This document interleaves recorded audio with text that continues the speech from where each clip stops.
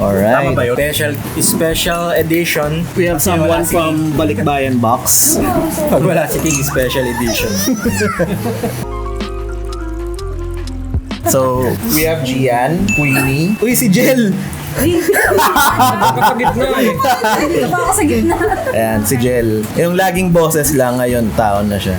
Then Dado character. si Thea, ang Jamaican patty influencer. Represent. Then si Gilier. Then si Honor. fake Pinoy, but pusong Pinoy. Panlasang Pinoy. Adjo Mirano. He speaks Tagalog but he's not Filipino. But Labas mo yung passport. Oo nga, yung sa akin yung Filipino passport ko, yung bata pa tayo. ayan, yung kulay green pa ba yan? Oo, tas di ba? andito. Ginamit ko yung pang-ID pang clubbing sa England last time. Sabi niya, totoo ba to? Kasi sulat-sulat. Pero yun, joke lang yun. Pinoy na Pinoy si Darren. Nagkakamay. May adobo pa nga eh. Then we have his girlfriend, voice actress. Voice lang eh. Behind So you have Kamay to lang. come towards me. Behind the camera. There you go. Background, si Darren, dati namin siyang classmate. Tama naman, di ba? Black Belter Karate Kings. How long na nandito ka sa Philippines before ka lumipad? 2002. Kanina. 2002? No. I mean, grade 4 ka nun, grade 5. So 11 years ka lang nasa Philippines. Oo, tama. Mag-11 pa na ako nung pumunta ako. Lumipad siya papuntang UK kasi nagpapalit siya ng passport. But he's been there at Bristol, no? Bristol ako. For how many years? For, how long din? 22 years na. Na-miss mo yung Pilipinas. Oo. Nung first time ko uwi, di ba, pag 2004, umuwi ka agad ako. Pero kasama sila papa, hindi naman masyadong... Saglit lang. Saglit lang ako. Next time nung uwi na ako, nung uwi ako 7 years ago. Then yung, 2017, yun yung pinakamatagal mo actually. Oo. Noon ako naman, 3 weeks yata kami dito. Actually, mas matagal yun kaysa sa magiging stay nyo dito. Dito. Ang perception ko kasi, sobrang intact pa rin ng Filipino mo dun sa household mo from paglipat nyo doon Hanggang ngayon. Oo. Kasi parang sa tagal mo dapat doon, dapat ano na siya no? Parang nawawala. Oo. Pero Pinoy na Pinoy. Ano ba yung sinet na rule nung yung papa mo, di ba? Oo. Nung paglipat ko kasi, nandun pa si Mama Helen nun. Parang 6 months yung stay niya kasi sa kanya tourist. Pero sa akin, indefinitely kasama kay Papa. Pero ang rule namin nun, kailangan matuto ko ng English. Pero pag nasa bahay, Tagalog. Kasi yung stepmom ko siya, mga kapatid ko. At that time, isa palang kapatid ko nun. English talaga yung, kasi sa school English. So natuto ko ng English, pero Tagalog pa rin ako sa bahay. As in, pag nadudulas ka bang mag-English, kaya pagkarita ngayon, up to that Hindi level. naman pero ang lang sa amin na lagi pag-iisipan mag-Tagalog para hindi makalimutan. So nung pag magkasama kami ni Papa, hindi kami nag-English sa amin. Tagalog lang talaga. Hindi ka nahirapan nung paglipat mo, adjustment period. Ang hirap. Nung pag-unang lipat ko, ang hirap. Yung unang taon mo as a student. Yung unang taon, di ba nagtututo tayo sa elementary school ng English? Kala ko parehas yung English na gano'n. English literature, tsaka English language, dalawa. I-split nila yung lesson. Kasi yung sa atin, isang subject lang. Isang subject Tas lang. lahat. Doon, ini-split. So, dalawa ko pagtututo. Pagsalita, tsaka yung written communication. In terms of cultural impact or yung shock and awe nung biglang from Filipino setting, lipat ka doon. Then sabi mo nga, saba ka kaagad kasi enrollment. Oo. Malapit lang enrollment period. O dire-diretso na. Oo. Walang grace period yun ang nangyari. Paglipat ko, next week, school na agad. Yung paglipat mo doon, mahirap bang magkaroon ng kaibigan?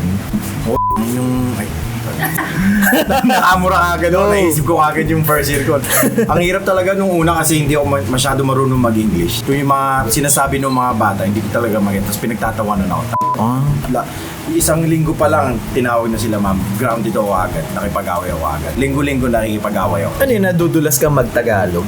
Parang, hindi ko sila maintindihan sinasabi na. Tapos pinagtatawanan lang ako. Tapos ang pinaka-puro doon na lagi ko tinatawanan, di ba baon natin kanin? So ako maglalabas ng itlog at hindi pa ako nagbe-vegetable nun. Puro itlog, puro fried. Gagi. Ito yung stereotype na... So, nagkakakanin ako. Kanin, itlog, hotdog, chicken. Tapos sila, puro sandwiches. Tapos may mga may mga chichirya, ganyan.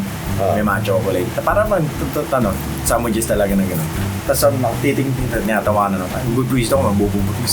Kagi may meme kasi no na ano, yung Asian kid ka tapos lipat ka sa isang western country. Tapos pag naglabas ka ng kanin ulam. Oo. Tapos ayaw makipag-swap kasi usually pag may mga bata doon trade kayo Oo, ng snacks. ano, ganun. na mga pagkain. Tapos pag yan kanin. Ito yung sa akin na bigla sila. Na-experience ko din yan na, di ba, sabi ko nga sa inyo, nag-OJT ako sa British School, sa BGC. Oo. May mga Filipino staff, kasama ko, staff.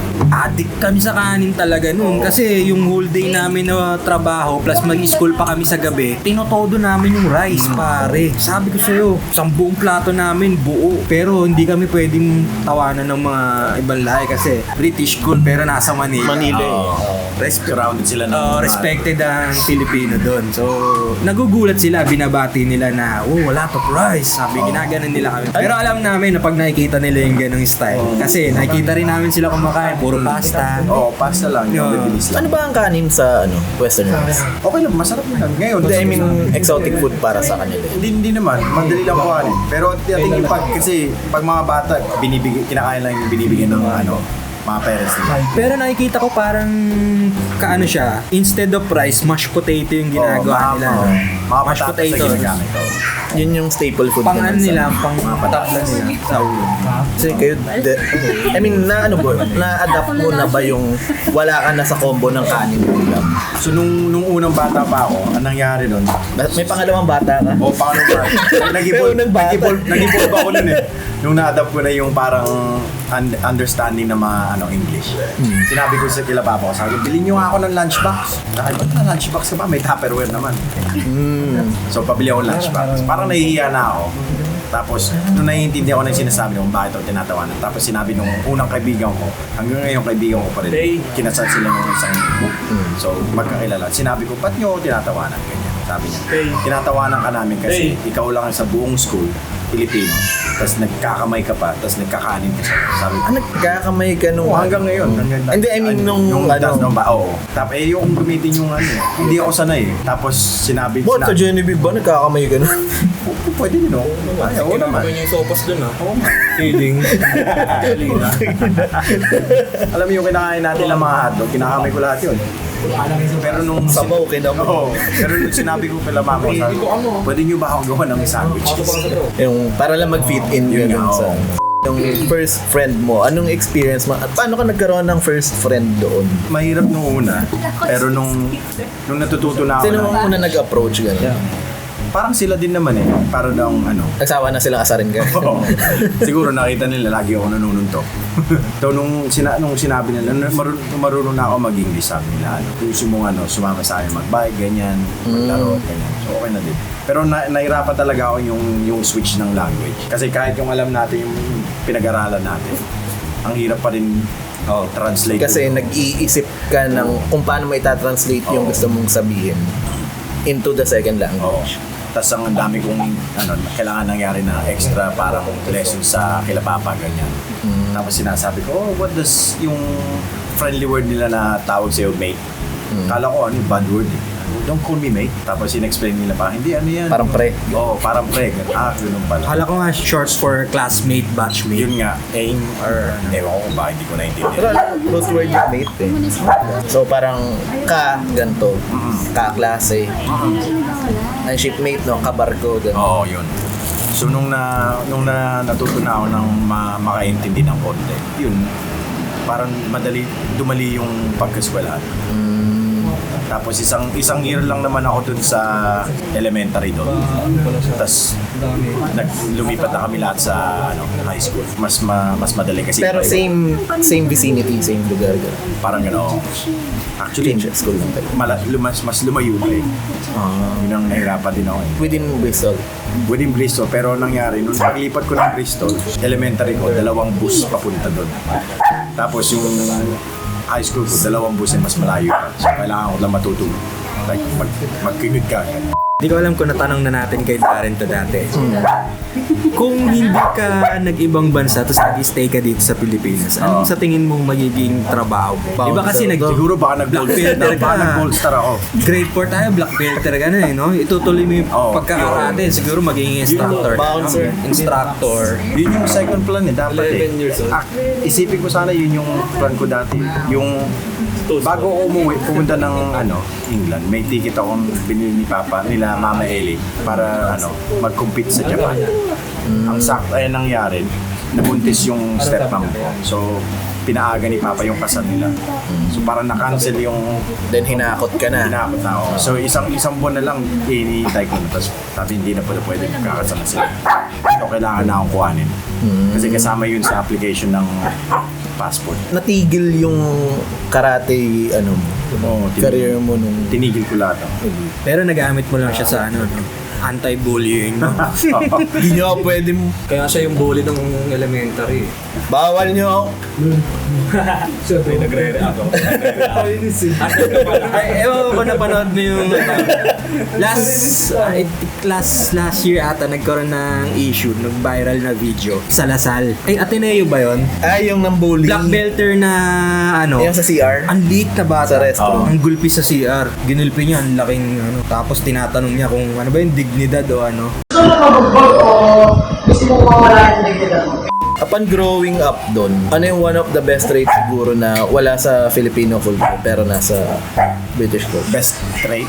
One of the best traits siguro. Na pwede mong i-influence sa amin na, oy, Dun sa UK, ang mga tao, basta general culture ng mga UK, sila. Hindi naman na polite din tayo lahat. Pero doon talaga yung lagi silang, nagpa-follow ng rules. Kunyari tayo, di ba, pag minsan mga tao, pag pumipila ka umuha, minsan sumisingit yung iba. Katulad sa airport, nung pag-landing pa namin, sabi nung babae, pwede ba akong sa harap? May anak kasi ako eh. Sabi, may anak din po ako eh. Kasama ko, pero puti. Pero sabi ko, ang dami din anak, ang init pa, ang haba ng pila. Parang sumisingit lang. Pero dun pag English ako, taga-UK ka, sobrang polite nila. Kahit walang linya, gagawa sila ng linya para walang para hindi magulo. para hindi magulo. Oo. Pero may priority lanes din sa UK. Meron din, Elderly, elderly, disabled. disabled, pregnant. Tapos yung mga bang mindful yung mga UK sa mga comments na sinasabi mo sa iba't iba. Di ba dito, ang prime example yan yung mga, hindi naman masama to, pero yung mga the older generation ng mga Pinoy. Bihira sila mag-comment. Uy, ang ganda mo, taba-taba mo na, di ba? Sa mga babae, pag sinabi mo, iba yung Bihira. Oo. Yung matatanda. Oo. Dito, Hindi bihira, pero Sa Pilipinas? Oo, pero doon, walang nagko-comment sa body weight, ganyan. actually dito, yung mga matatanda, sila yung, meme na nga yun eh. Oo. Sila yung mahilig mag-comment. Sorry, sa, yun pala, mahilig mag-comment na sa mga weight ng mga tao, ganyan. Pero isip nila, okay lang. Sin walang walang preno. Oo, walang filter. Lalo na pag mga family reunion. Oo, yun. Uy, kaba ka. Hindi sila nag-iisip kung Uy, paano. kailan ka magkakaanak? Yung parang mga Borderline insensitive. Oo. Yung so dun sa England, mismo kahit saan, yung mga very mindful sila sa mga feelings ng tao, ganyan. Yung parang perception. Kung paano mo sila nakikita, paano kanila nakikita. So yun yung magandang trend. Pero nagugulat ako ngayon kasi ang general perception kunwari ng mga Asian sa mga Westerners, straightforward kayo. Pero based dun sa sinasabi mo, mas pala kayo, mas conserved. Oo. Reserved pala. Deserve ko. Ay, bye-bye. Gia, bye-bye! Wala si Panero. Paano namin kakausapin si Alice? It's okay, you can do it. Pero yun na reserve pala ang British people. Siguro yun sa mga kanu yung talagang straightforward. Oo. Straightforward pa rin, pero yung mga hindi naman basta-basta ba nabastos. Yung politeness na Nandun pa rin. deeply embedded naman sa culture ng British people na maging polite. Oo. Pero siguro kapag nagalit, ganun, diba? Oo, yun. Oo. Mga diretso sila magsalita. Pag ganun. Siguro yung defining trait ni girlfriend na nag-usama kasi syempre medyo exotic sa amin na relasyon ng ibang culture yan. Although kasi ikaw matagal ka nang nandun bago pa naging kayo. So, Ano yung pinakagusto mong parang trait ni Alice? Did you understand? Yeah. Kinikilig. Context po. Basically, we're talking about like cultures and stuff. So he's asking what trait got us together. That I like from you that got us together. Nothing. Na. Wala lang. Yeah, I'm not gonna do it. Kunyari, kung wala dito si Alice, parang hindi ako mahiya. Kunwari lang. Kunyari lang.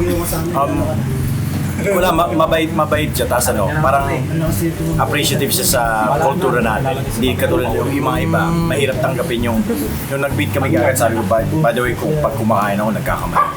Yung mga iba kong kaibigan, sabi ko, nagkakamay ka, baboy ka naman. Diba sabi ko, kung ka lang magkamay ka. Pero nung una, yun ang nagustuhan ko kay Alice. Parang kahit hindi niya naiintindihan, okay lang kasi alam niya, iba tayo.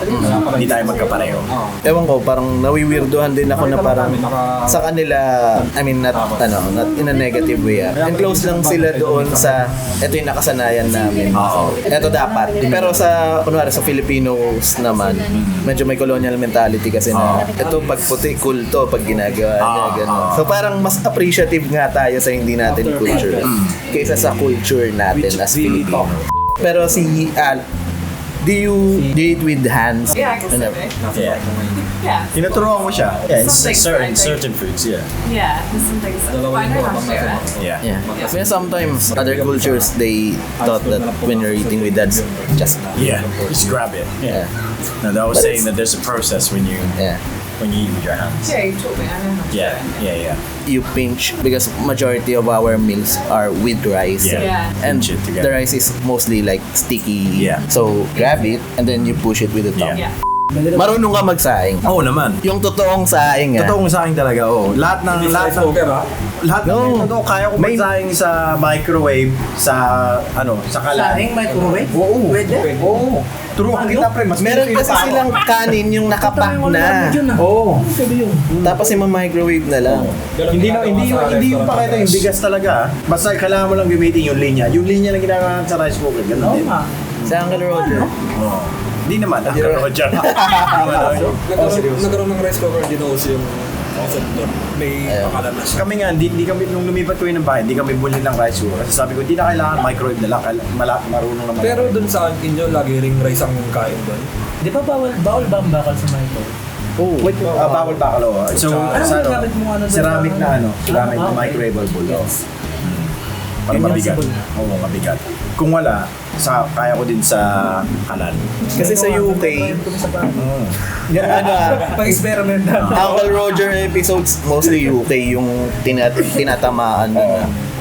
Kinakap yung kung gaano karami yung rice. Tapos kinakap din yung water. Tubig, o. Ganon nga, Same lang din. Tapos, ini-strainer pa. Yung pagkatapos maluto, yung mali yun. Kasi, di ba sa Pinas, huhugasan mo yung kanin. Tapos huhugasan mo ulit hanggang mawala yung parang himos. Starch. Ganun. Yung sa kanila kasi, ini-strainer nila. Oo. Okay. Then yung cheat code nga ng mga Asian, Kamay. sa kanila, sinusukat nila by cup. Pero same lang din naman. Oo, pero kasi mas maraming seremonyas yung ginagawa nila. Ang dami umuhugasan pagkatapos mo magsaing. Ito, kakamay mo lang. Dadaliriin mo lang. Sorry, fifingerin mo lang. Tansya lang.